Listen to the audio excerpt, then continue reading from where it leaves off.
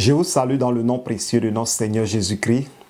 Bien-aimés en Christ, nous sommes à une étude de mon livre intitulé « Prophétiser sur votre terre ». Aujourd'hui, nous sommes à la 3e émission et je vous présente ce livre « Prophétiser sur votre terre ». Comme je l'ai déjà dit aux émissions précédentes, ce livre est sorti depuis 2010. Et c'est un livre vraiment qui a fait un parcours extraordinaire par la grâce de notre Seigneur Jésus-Christ. Il y a eu beaucoup de transformations, beaucoup de guérisons, beaucoup de délivrances, beaucoup d'ouverture des portes pour tous ceux qui ont eu ce livre et qui témoignent de ce que Dieu a fait au travers de ce livre.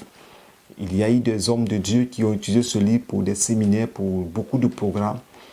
Il y a eu des hommes de Dieu qui ont, à partir de ce livre, ont découvert comment poser une action prophétique. Des révélations de l'action prophétique, j'ai parlé même de la terre, les autels. J'ai expliqué toutes ces choses-là dans le livre. Donc, Prophétiser sur votre terre, c'est un livre qui m'a été inspiré par le Saint-Esprit avec une étude de la parole du Seigneur, la parole de Dieu, la Bible, et beaucoup de choses ont été découvertes. Et la première édition, c'est une édition qui n'était pas complète, mais il y a eu une édition très complète à partir de la 10e édition et nous sommes à la 4e édition par la grâce de Dieu. Il y a eu des révisions qui ont été faites. Le livre a été révisé parce qu'il y a eu d'autres révélations que j'ai complétées dans le livre. Donc, comme je le disais, bien-aimé en Christ, ce livre a fait un grand parcours dans mon ministère. Lorsque nous avons déjà touché quelques points pour aller un peu plus vite, pour ne pas prendre trop de temps. Nous prenons à la page 11. À la page 11, je parle de Dieu parle à la terre. C'est-à-dire, cette émission consiste à lire le livre et à expliquer. Voilà. Dieu fut la première autorité qui parle à la terre et celle-ci lui obéit selon la parole de Dieu. Ça, c'est la page 11. Dieu dit à la terre que la terre produise de la verdure, de l'herbe portant de la sémence, des arbres fruitiers, donnant du fruit selon leur espèce, et ayant en eux leur sémence sur la terre. Et cela fut ainsi. La terre produisit de la verdure, de l'herbe portant de la sémence selon son espèce. Dieu vit que cela était bon. Genèse 1, 9 à 12. Vous voyez dans ce passage, c'est à partir de là même que le titre du livre est sorti, Prophétiser sur votre terre. Dieu a créé le ciel et la terre. Nous avons vu dans les émissions précédentes, Dieu a créé le tohu-bohu. La terre était informe et vide. Et lorsqu'on parle du tohu, c'est un chaos total. Le bohu, c'est un jugement. Et lorsqu'on parle de informe et vide, c'est-à-dire la terre était sans forme. Quand on dit informe, le dictionnaire explique sans forme, n'avait pas une forme appropriée, une forme qui montre la beauté de la terre. C'est-à-dire, comme on dit, informe, c'est le même tohu, c'est-à-dire un désordre. La terre n'avait pas de forme. La terre, si on veut voir, même selon ce qu'on explique, la terre n'avait pas une forme ronde. La terre il y avait un chaos, un désordre. Et Dieu a créé le ciel et la terre et le Seigneur va créer, va rassembler, va remettre les choses en place, va faire la terre une nouvelle terre. Et cette terre qui va créer, le Seigneur va créer une terre. Et cette terre qu'il va créer, c'est sur cette terre qu'il va voir Adam et Ève. Donc, quand nous lisons, et nous voyons que dans les émissions précédentes, j'avais parlé comment Dieu a créé le ciel et la terre, il a créé les herbes, il a créé tout ce qui est sur la terre, les eaux, l'homme, tout ça. Il a créé la lumière, les luminaires, il a créé la végétation, il a créé la vie végétale, la vie animale. Et le 6e jour, il a créé l'homme à son image. Maintenant, ça c'était un résumé. Maintenant, comment Dieu a créé les choses? Et quand nous lisons, selon ce livre, et selon la Bible surtout, nous voyons que Dieu a créé toutes choses par sa parole. Par sa parole. C'est à partir de sa parole qu'il a fait venir les choses. Vous comprenez? Mais par l'homme, il a créé l'homme à notre image. Il a formé l'homme. Mais les autres choses, il a parlé. Et il y a eu l'existence. La Bible ne nous a pas dit que Dieu a pris un arbre, il a façonné l'arbre. Non, Dieu a parlé. Et comment Dieu va faire? Dieu va parler à la terre. Et ce que Dieu va dire à la terre, c'est ce que la terre va produire. Vous voyez, quand nous lisons le verset 9 de Genèse 1, que la terre produit de la verdure. Donc quand Dieu dit que la terre produise de la verdure, automatiquement, toutes les herbes commencent à sortir de terre. De l'herbe portant de la sémence. Donc il dit encore les herbes qui portent de la sémence. Vous voyez des fleurs, la sémence. Et des arbres fruitiers, parce que vous voyez, il y a des arbres qui portent des fruits et des arbres qui ne portent pas des fruits. Donc, il a créé des arbres qui portent des fruits et des arbres qui ne portent pas des fruits. Donc, dès l'instant qu'il libère une parole, lorsqu'il parle à la terre pousse, ça sort de la terre et il dit, donnant du fruit selon leur espèce et ayant en eux leur sémence sur la terre. Donc, Dieu a prophétisé, Dieu a déclaré des paroles sur la terre et la terre a commencé à produire. C'est pourquoi le livre prophétiser sur votre terre. J'ai écrit 7 livres, c'est le tout premier livre que j'ai écrit. Donc, prophétiser sur votre terre, c'est un livre de révélation. Donc, la Bible déclare que cela fait ainsi, la terre produisit de la verdure. Vous voyez les fleurs, les herbes sans fleurs, et de l'herbe portant de la sémence selon son espèce. Il a créé des herbes sans fleurs, des fleurs, des arbres fructueux, et il a créé toutes ces choses. Et quand il a fini de créer, il a vu que cela était bon. Donc ce livre, prophétisé sur votre terre, je l'ai écrit pour que quelqu'un ait la révélation de ce que lorsque tu es sur une terre, tu dois parler à la terre. Un peu plus loin, vous allez voir comment détruire les étels, comment parler à la terre, comment déclarer des paroles contre les esprits qui s'opposent à ta grâce, à ta bénédiction, à ta possession. Donc, nous continuons à la page 12. La terre était bonne. Vous voyez, je lis et je vais expliquer. La terre qui existait avant le péché d'Adam et Ève était un paradis terrestre. Elle ne présentait aucun problème ni danger pour l'humanité. Nul ne se souciait de la vie sur terre.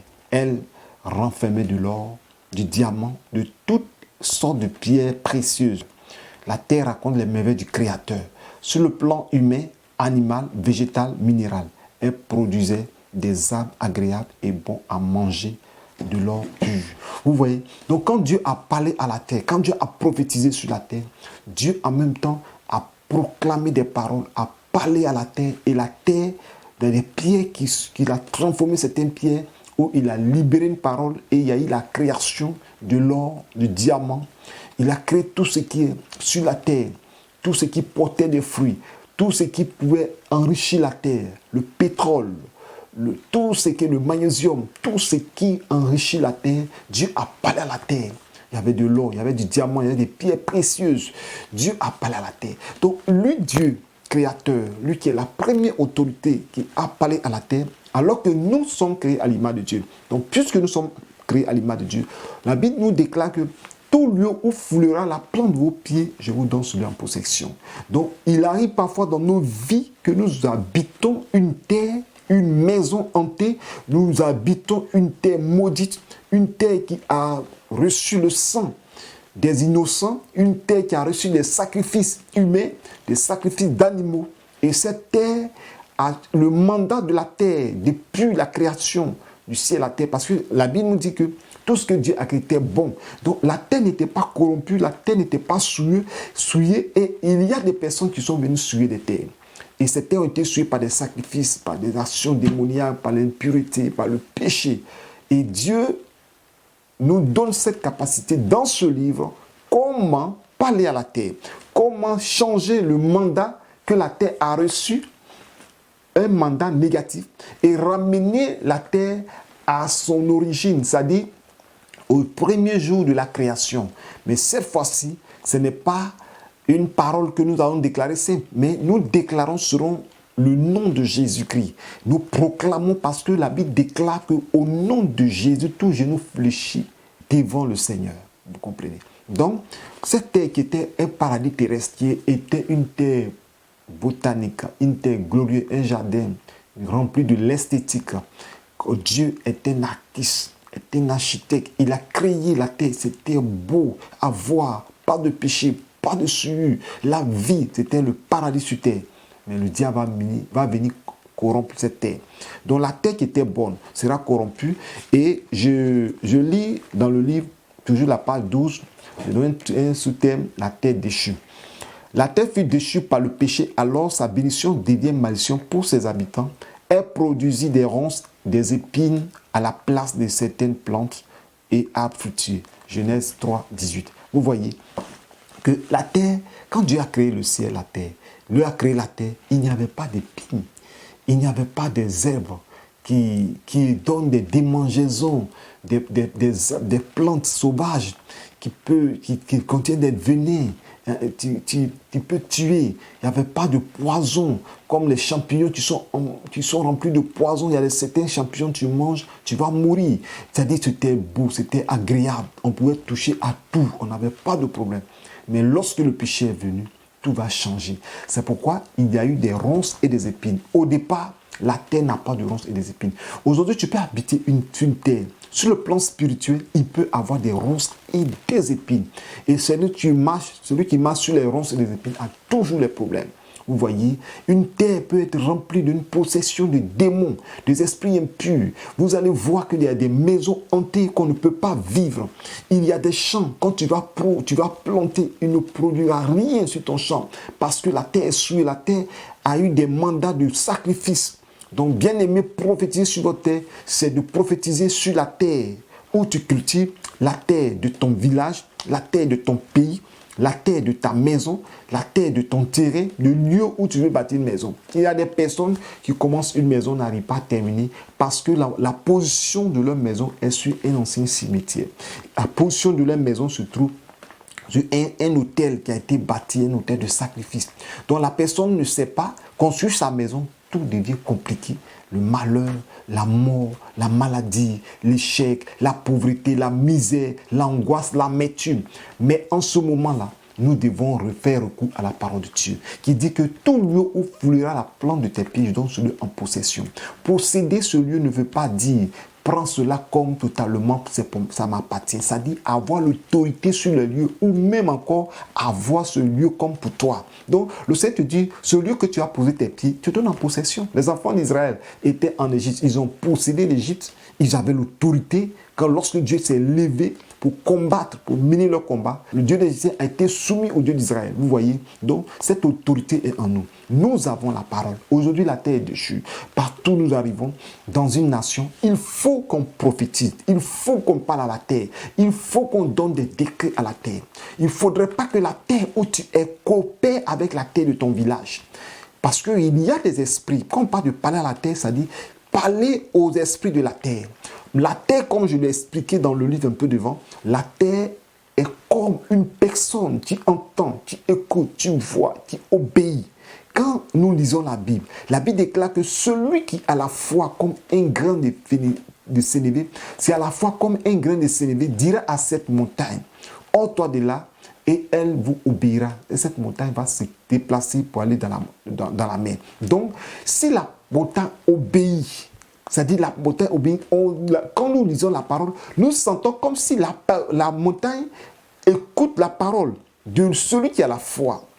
Et lorsque nous décortiquons un peu les Écritures, lorsque je parle de la terre, la révélation que Dieu m'a donnée au travers de ce livre, c'est quoi? C'est que ce livre, lorsque tu lis, tu vois la terre comme une entité, tu vois la terre comme quelque chose que Dieu a créé, qui écoute, tu entends, et qui doit obéir à la voix. Tu as autorité sur elle. Tu dois neutraliser, annuler tout ce qui s'oppose à ta vie, s'oppose à toi.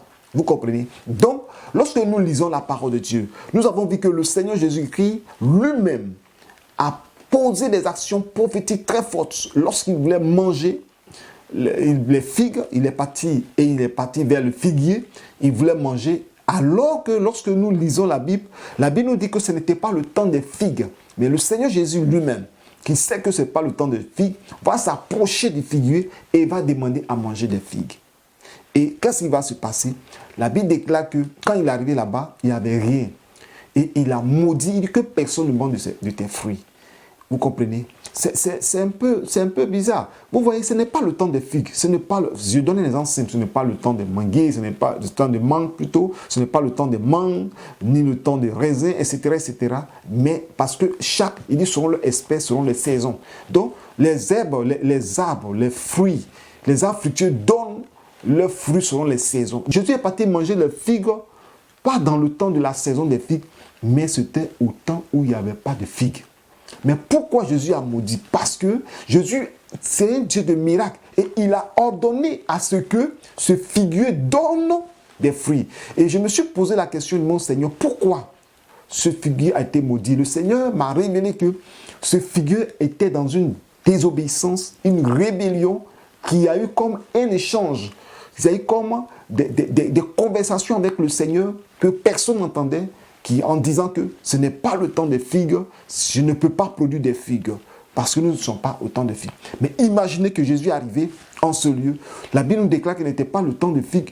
Il veut manger des figues et il arrive là-bas. Du coup, il parle et il rentre et dit, mais le Seigneur, ce n'est pas le temps des figues. Au moins, il arrive là, tout le monde voit des figues sur le figuier. Ça sera un miracle qui sera écrit aussi. Mais le figuier a désobéi, a été dans une rébellion et le Seigneur lui a donné la parole. Ce qu'ils se sont dit entre eux, personne n'a entendu. Mais le Seigneur a libéré une parole pour dire que personne ne mange de tes figues. Je voulais communiquer avec toi en esprit, entre nous deux.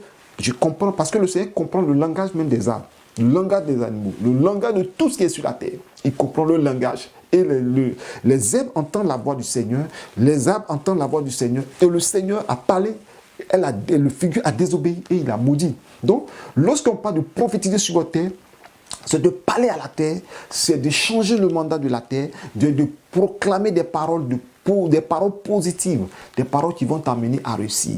Donc la terre était déchue, il y avait des ronces, des épines, mais cette fois-ci, nous devons prophétiser sur des terres de ronces, d'épines, pour que tout change en notre faveur. C'est pourquoi celui prophétiser sur votre terre.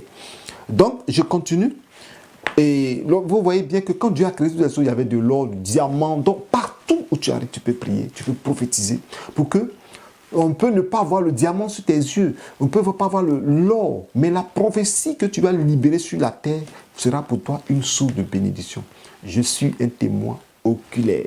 Le moment viendra, je vous rendrai le témoignage. Pour l'instant, je reste dans le silence. Dieu est en train de faire des grandes choses, mais je suis dans le silence. Et je vous rendrai ce témoin pour dire, voilà pourquoi je rendais ce témoin. Je disais que Dieu a fait des choses au travers de ce livre prophétisé sur votre terre, parce que au travers de ce livre, Dieu a fait des grandes choses dans ma vie.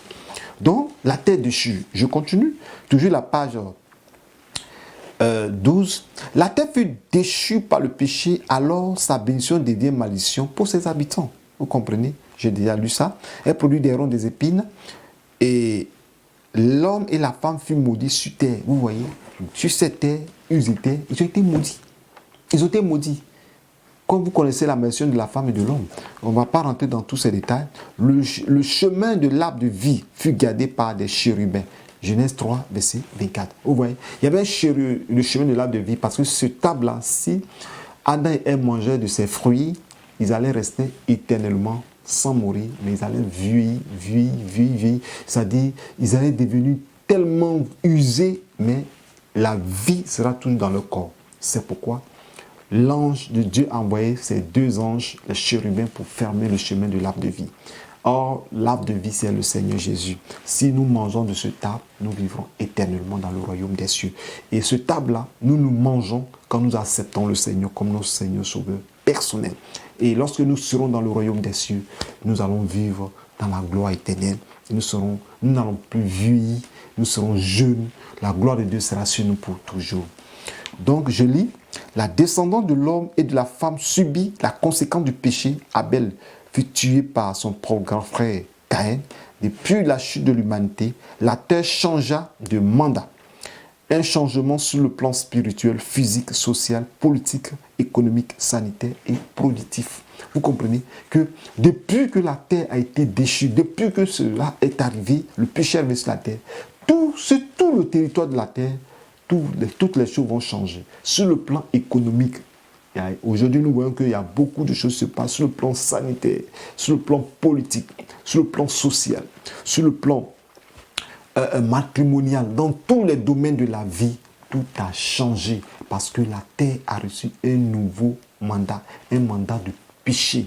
Et la terre a été souillée, la terre est polluée, la terre est remplie de péché. Vous voyez, et les choses ont changé. Alors que avant le péché, c'était la même terre que Adam et Ève jouissaient du bonheur, de la joie de cette terre. Mais après le péché, la terre va changer de nature.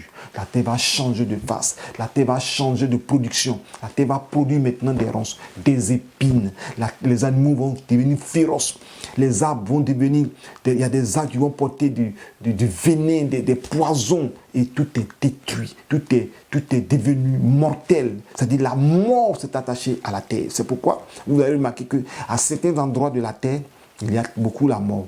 Il y a des accidents qui se produisent à cet endroit-là. Parce que l'esprit de mort s'est incarné, cet esprit de mort habite à la terre. Parce que lorsque vous lisez la Bible déclare que la terre a ouvert sa bouche pour boire le sang d'Abel.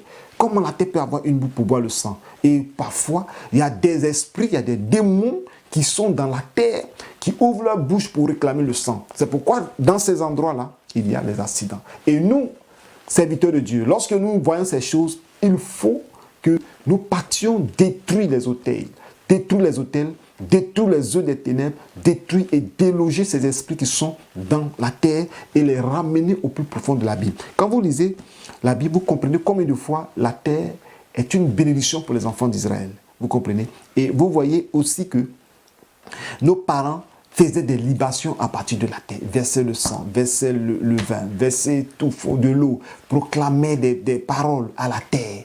Et même ils disent encore plus loin, ils appellent la terre.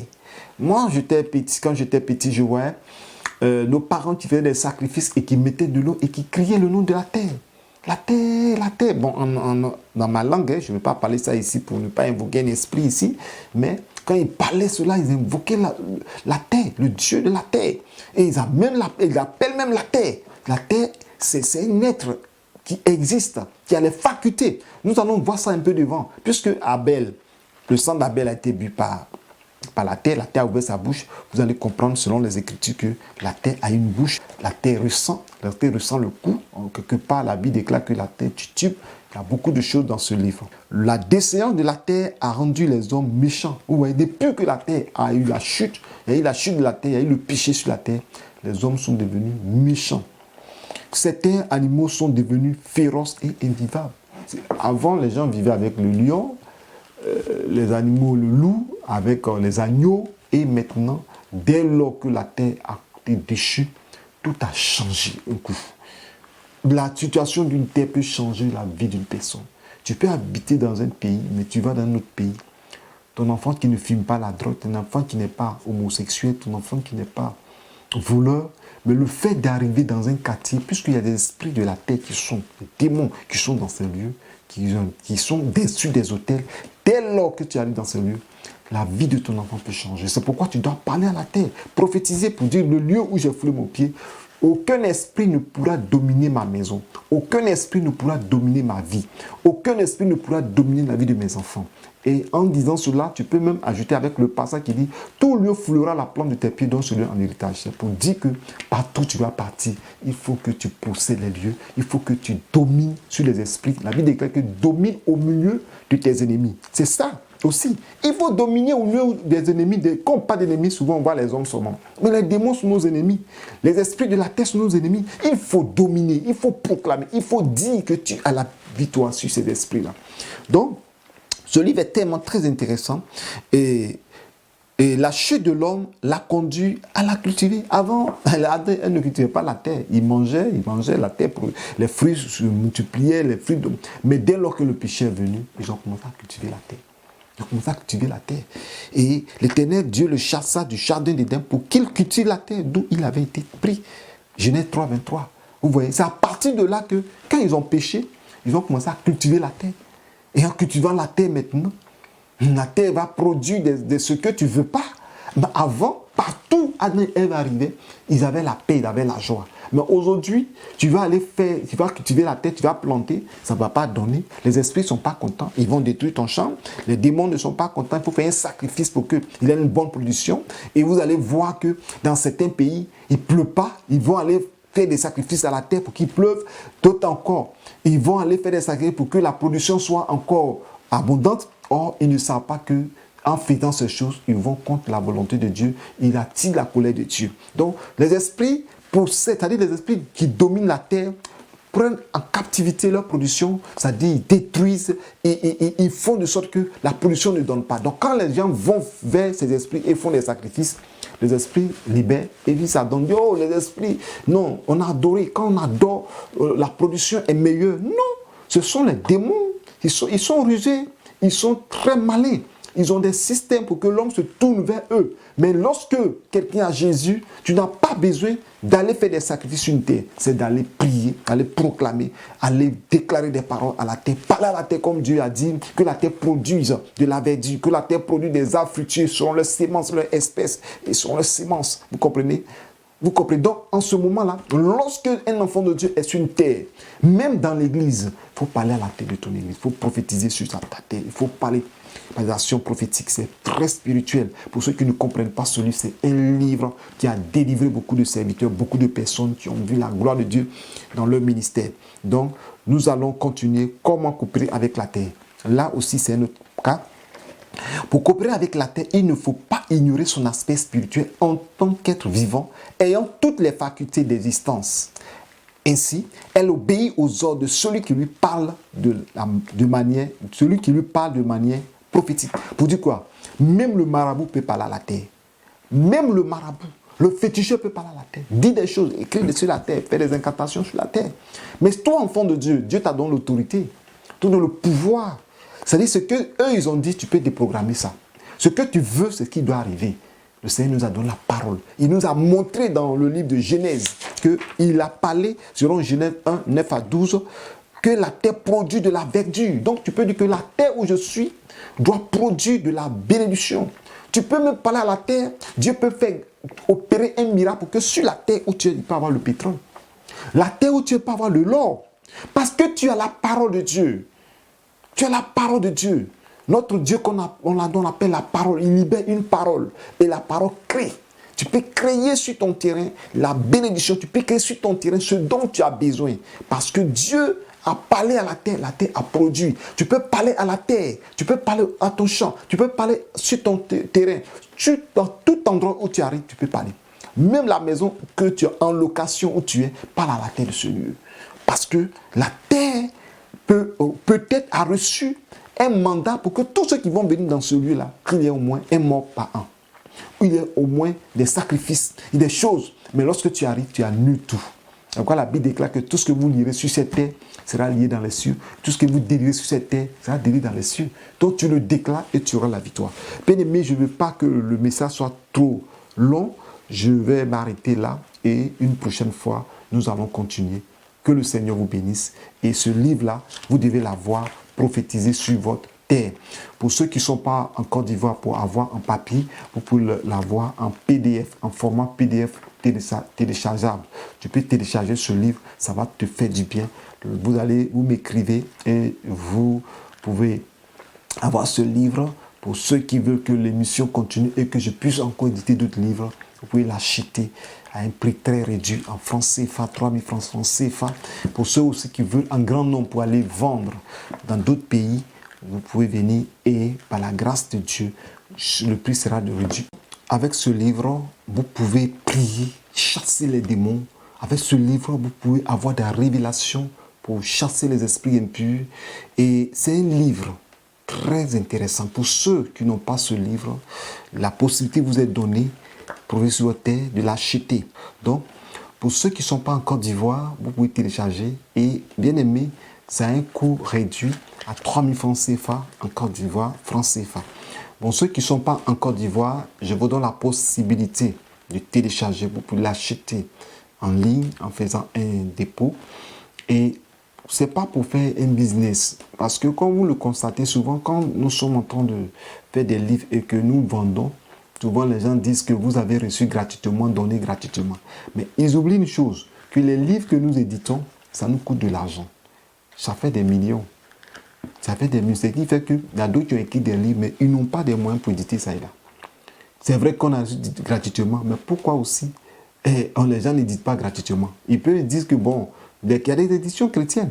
Mais vous oubliez qu'ils vont payer l'électricité, il y a beaucoup de choses. Les papiers qu'ils vont acheter, l'encre qu'ils vont acheter pour faire sortir un livre. Et tu arrives là-bas et ils payent tout et puis ils te donnent, toi tu es là et puis ils font sortir ton livre gratuitement. Mais il a maison, ils louent, vous comprenez? Donc, vous savez, ces livres que nous écrivons, il y a ceux peut-être qui font de ça une affaire. Mais moi je pense que tout un serviteur de Dieu qui écrit un livre et qui vend, d'abord, dans son esprit, il a une vision. J'ai dit au Seigneur, si tu m'as béni, tu as ouvert des grandes portes dans ma vie, la plupart de mes livres seront gratuits. Et même, je vous l'assure, il y a beaucoup de livres que j'ai donnés gratuitement. Beaucoup même peuvent témoigner, ceux qui ont déjà reçu de ma main gratuitement des livres en suivant cette vidéo, peuvent témoigner de main à main. Peut-être ces personnes, la plupart ne sont pas connectées sur Internet, mais j'ai distribué beaucoup de livres gratuitement. Gratuitement. Et si vous participez, vous achetez ce livre, c'est pour nous donner les moyens aussi pour rééditer d'autres livres encore et aussi pour faire plus de la publicité. Nous faisons la publicité surtout sur YouTube. Mais écoutez, il y a des personnes qui doivent, il y a des émissions télé, des émissions radio où il faut passer, faire des sports. Il y a beaucoup. Ce n'est pas tout le monde qui est sur Internet. D'autres sur la télé, d'autres sur la radio. Donc il faut faire toutes ces publicités. Et ça nous demande énormément de moyens. Donc on a besoin de soutien pour que les livres puissent sortir. Donc je vous dis que j'ai écrit 7 livres. Prophétiser sur votre terre, prophétiser sur les eaux, la délivrance de l'âme, sortir de la prison, les prières qui montent, comment tisser une alliance avec Dieu, 12 jours d'alliance prophétique et de miracles. Donc vous êtes invités à lire ce livre qui va vous faire beaucoup de bien et que le Seigneur vous ouvre des grandes portes pour tous ceux qui ont lu ce livre. Dieu les a bénis, Dieu a ouvert des grandes portes dans leur vie. Soyez richement bénis et que la grâce et la faveur de Dieu soient sur vous. Pour la prochaine fois, nous allons continuer dans le même livre parce que nous sommes en train de faire une étude approfondie de ce livre prophétisé sur votre terre. Et prochainement, nous allons voir la terre a des organes vitaux. Cela veut dire quoi?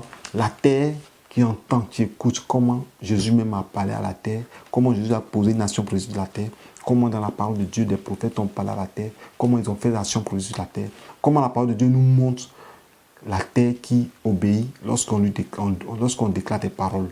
Donc, à la prochaine fois, nous allons voir avec les versets à l'appui, la terre a des organes vitaux, c'est-à-dire des organes vivants, des organes vivants. La terre entend, la terre écoute. Voilà. Que Dieu vous bénisse, que la grâce de Dieu soit sur vous. Shalom, à la prochaine fois. C'était votre serviteur, le prophète Paul Moïse d'Oliveira, auteur de 7 livres, dont prophétiser sur vos terres, que nous venons de voir. Et nous aurons le temps de voir les autres livres. Soyez bénis au nom de Jésus. Amen.